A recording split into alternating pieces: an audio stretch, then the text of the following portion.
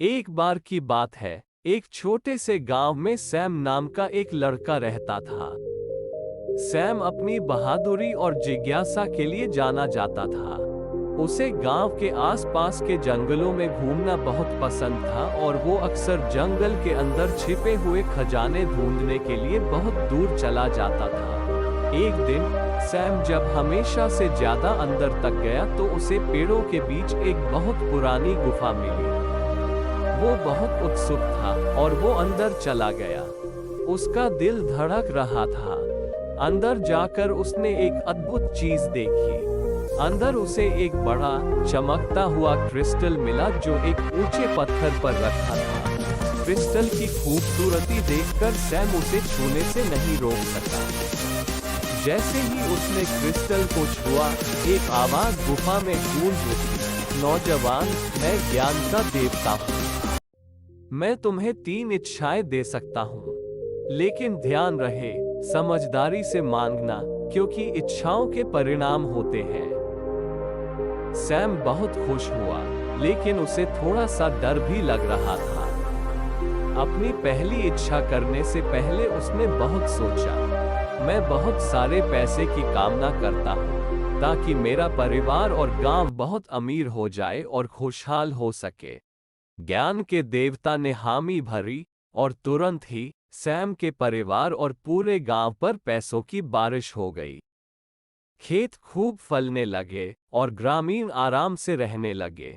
लेकिन जैसे जैसे समय बीता, वो अपने पैसों की कदर करना भूल गए।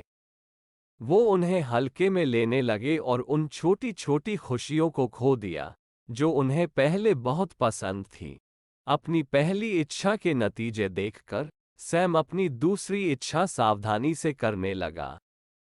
मैं चाहता हूं कि मेरे आसपास के सभी लोग खुश रहें। उसने सोचा कि इससे उसके प्रियजनों को बहुत खुशी मिलेगी। फिर से ज्ञान के देवता ने उसकी इच्छा पूरी की।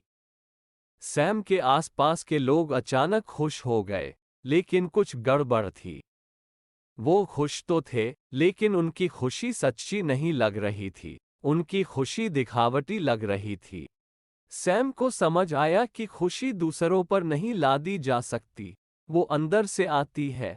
अपनी गलतियों से सीखकर सैम ने अपनी आखिरी इच्छा की। मैं चाहता हूं कि मुझे अपने और अपने प्रियजनों के लिए सही फैसले लेने की समझ हो।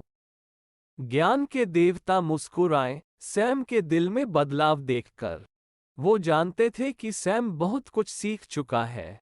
इस आखिरी इच्छा के बाद सैम को समझ और स्पष्टता की वृद्धि महसूस हुई।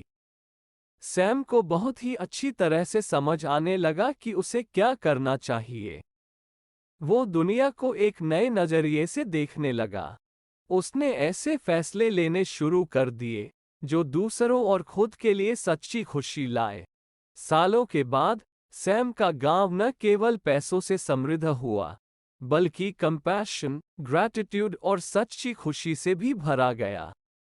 सैम एक बहुत अच्छा लीडर बन गया जो अपने समझदार सलाह और दूसरों के लिए परवाह के लिए जाना जाता था। सैम की बुद्धि की बात पूरे देश में फैल गई। राजाओं और रानियों ने उसका मार्गदर्शन मांगा और लोग दूर दूर से उसकी सलाह लेने आए। वो सबके लिए एक उम्मीद और प्रेरणा बन गया। इस कहानी का सबसे बड़ा सबक ये है कि सच्ची बुद्धि बाहरी चीजों या शॉर्टकट्स में नहीं है, बल्कि यह है कि हम अपने कार्यों के नतीजों को समझें और करुणा, सहानुभूति और आभार का चुनाव करें। सैम की कहानी एक सबक है कि हम अपनी इच्छाओं के साथ सावधान रहें और समझदारी से चुनाव करें। हम धन, प्रसिद्धि और खुशी की खोज में इतना खो न जाएं कि हम अपने मूल मूल्यों को भूल जाएं। सच्चा ज्ञान और खुशी हमें अंदर से मिलती है। हमें दूसरों की मदद करने, उनकी देखभाल करने और उनके साथ सहानुभूति रखने से ही मिलती है। सैम का जीवन एक उदाहरण है कि एक बुद्धिमान और दयालु व्यक्ति जो अपनी इच्छाओं के साथ सावधान है और अपने जीवन में सही चीजों का चुनाव करता है, वह अपने और दूसरों के लिए एक बेहतर दुनिया बना सकता है।